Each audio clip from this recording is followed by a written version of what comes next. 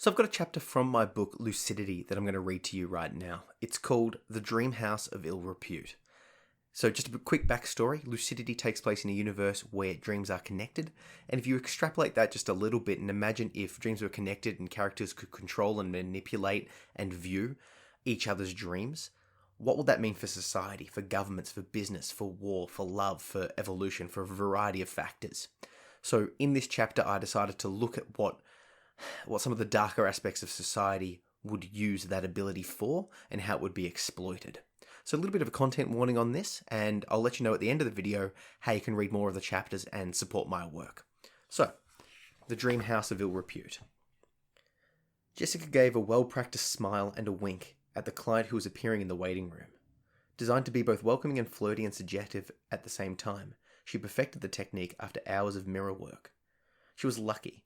The ability to work with mirrors in the dream space was rare, and thus she was highly prized within establishments such as this. He was a young man, or at least his avatar presented itself as one. Once he was corporeal, she gave him the standard greeting that Mayama had instructed her to give. Welcome to the Anira Nauseum, where your dreams literally come to life. You can call me Midnight. I will be your guide. Is this your first time visiting us? The client was silent, mouth agape. His eyes darted around the room, scanning for the doors on the walls, and briefly across the contract on the table in front of them. They settled upon the wealth of skin that Jessica had chosen to show through her corset. Tight, lacy, and revealing, the piece clung to her body perfectly. Like the room around them, her lingerie was an illusion, a manifestation of imagination made real through lucidity. But the real masterpiece of her current avatar was the skin itself. It was a favourite of her regulars, and was the origin of her working name. Jessica smiled wide and flared the hundreds of stars that were dotted across her body. The client stared as they moved and flowed. He watched the stars and planets disappear and appear from her thighs. He watched the creation and destructions of entire solar systems playing out upon her breasts. A newbie for sure. Stephen would be more than capable of managing this trick on his own, if he lasts long enough to get into the room, that is. While Stephen and the others were far better at manipulating the dream space than Jessica, she was a master of manipulating her form. She could turn herself into almost anything, limited only by imagination and practice. Perfect for the high-value clients who demanded complete immersion, the ones whose patronage literally kept the place stable and operational. Jessica became whatever the client wanted, whatever she intuited that they wanted her to become. When she paired up with Stephen or another dream space manipulator, the illusion was complete. Any and every fantasy became a reality. Jessica slowly walked over to the client, allowing the show on her skin to come to a climax of intergalactic calamity. By the time the comets hit home, she was standing directly in front of him. After a long while, the client managed to speak. Wow, that was exceptional. I've never seen such destruction, such beauty. With deft proficiency, she reached out and flared a drop of pleasure through her hand and into his shoulder. She did this by recalling her own pleasure, drawing it from its origin, storing it up and transmitting it through a localized point. In this case, her hand. The more she drew upon, the more intense the client reaction. At Jessica's touch, the client gave a slight gasp, appearing to get weak at the knees. Jessica smiled and quickly laid out the terms of their agreement. This won't be a hard sell. Mayama will be pleased. We operate on a double plus time system. For every minute of dream time spent on the premises, we'll take double that time in payment, plus extra time for our more unique services. Jessica touched the client again, slowly moving her finger down his neck. Most new clients didn't need much prompting beyond the first instance, so there was no point in wasting her pleasure stores this early in the night. When the client's appreciation became visible, Jessica cocked her head questioningly. The client simply nodded his agreement. He wouldn't be dreaming again for a week. Will you be joining me? He stammered. Jessica smiled, of course. No, but you won't know the difference. The client leaned in and made a move to touch Jessica. She, of course, was expecting this. Once the costs were discussed and agreed upon, clients were always so eager to begin right away. She gently raised a finger and placed it upon his lips, freezing him in place. Shh, don't be so hasty. There are still some other decisions to be made. Besides, we're in a public space, not well suited to playing. Jessica led the client to a series of doors that lined the closest wall, gesturing to the viewing windows that showed the scenes within. This wall contains your more vanilla play. Anything you can do in real life, you can do here. We've arranged the doors according to popularity, but we can shuffle them around based on personal preference, or we can build you your own room. Anything? I have some scenarios that I'd like to explore that aren't generally accepted in certain circles. Jessica smiled. Anything and everything you could dream of doing whilst you're awake, you can do here. No consequences, no ramifications, moral or legal. Take some time and choose wisely. Remember, your time begins the moment you step through. The client audibly swallowed. What about the other walls? Jessica gestured towards the second wall. This wall is like the first, but you're free to change your dream avatar at will. Become something new. Alter your skin color, your size, your strength, or gender. Switch roles throughout and see what it's like to play with yourself. Alternatively, you could choose to sit back and watch the play happening from above, below, or inside of the action, feeling it all, of course. It's a popular choice for dreamers who want to explore the different aspects of play, who also don't yet have mastery over avatar manipulation. Jessica motioned to the third wall. This wall extends the options from the second to incorporate all non-human forms of play. Your avatar will become whatever creature you desire, real or mythical. You will enter a dreamscape specifically crafted for your role-playing. The client peeked through a window of the first door, watching the scene within. A lady flew in the air, propelled along by majestic white wings attached to her shoulders. She shone. Her skin was radiant. Her shape was pure. Other than the wings, the hair on her head, she was bare. Alongside her flew a giant crimson dragon, its scales reflecting the image of her body. They danced in the sky, coming together and pushing away in an aerial display of passion. Whilst flaring a small combination of pleasure combined with heat and wind, Jessica reached down and touched the man gently. It's a curious sensation, that one, completely alien to the human senses. In there, it just works. The best part is that the memories linger. Interspecies connections always do. She paused, then added, "Of course, the complexity is such that it will require additional payment. But I've never yet met anyone who wasn't totally satisfied with the experience." The client looked upon the options on the third wall and shook his head. "I'm looking for something more." He cut himself short. One of those. Perhaps I will be needed in there after all. "Are you after something darker?" Briefly, the client's face matched the color of the dragon. He didn't say a word, but simply nodded and looked towards the viewing windows. Then the client smiled, his excitement visibly growing. Jessica led him to the fourth wall, gesturing towards the looking windows.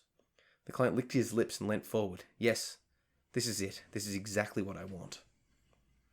Mayama will be pleased. This guy won't be dreaming for a year. The scenarios on this wall are different from the first three. All our scenarios feel real, of course, but in there, Jessica pointed to the closest door on the fourth wall, in there it will be real. Until you exit the dream space, you'll have no recollection of this conversation, no concept of your current life, no clue that you are dreaming. It will end only when you die inside of the dream. Upon waking, you will recall all that transpired as if it happened to you, because it did happen to you. "So I could play in there?" the client asked, motioning to the nearest window. "Of course. Would you like to see some more options first?" No, this will suffice."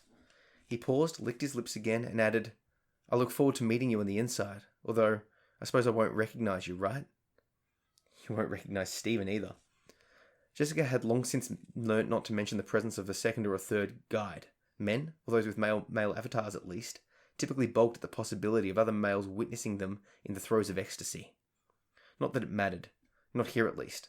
Other than yourself, I will be every other character you interact with, along with the entire scene in the dream space itself.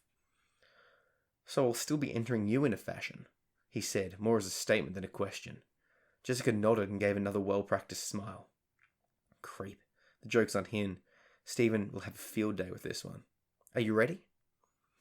The client pushed his way through the door and into the dream space. Through the viewing window, Jessica saw the client's avatar take the form of a military grunt, trudging through a field of rice paddies. In the distance, she could see fire engulfing a collection of small huts. There was blood everywhere. The client was smiling. So, that was a chapter from my next book, Lucidity. That chapter was called A Dream House of Ill Repute. And basically the process that I'm going through is a touch different. I'm going to be releasing this book as I'm writing it. So what you can do if you want to read this chapter, I'll put a link down below in the show notes, and from that link you'll be able to read that chapter, but you'll also be able to see some of the other chapters that I've got going, and I'm going to be releasing this book as I write it. So what's going to happen is that you'll see the process as it's going along.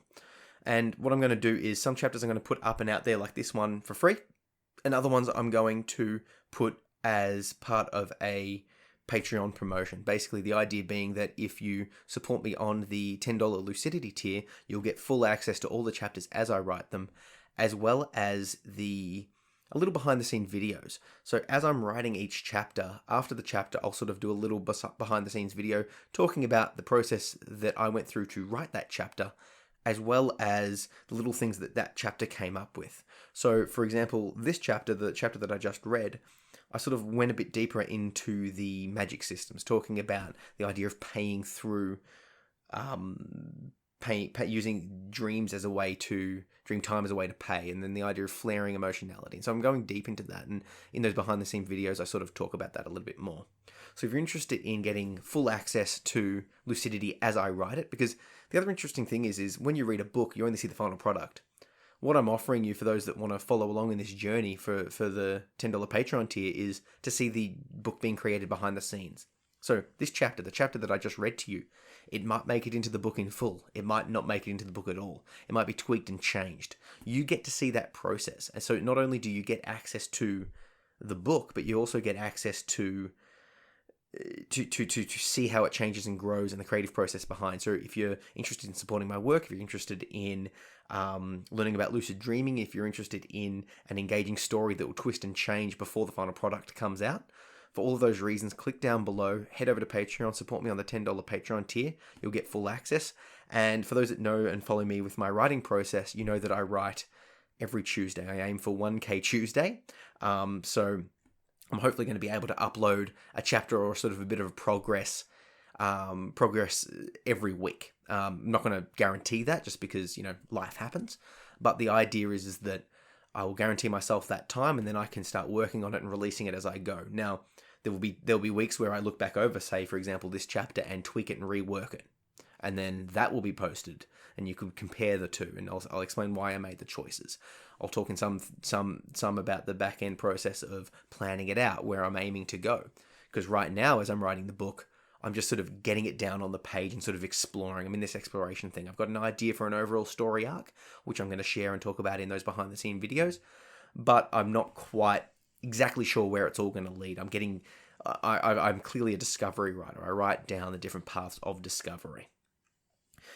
So if you're wanting to support this, head over to the Patreon, $10 Patreon tier. Click the link down below to just read this chapter and see the other chapters that I've got up and available for free. And like I said, I'm in the process of writing and posting a bunch more of those that I've already written.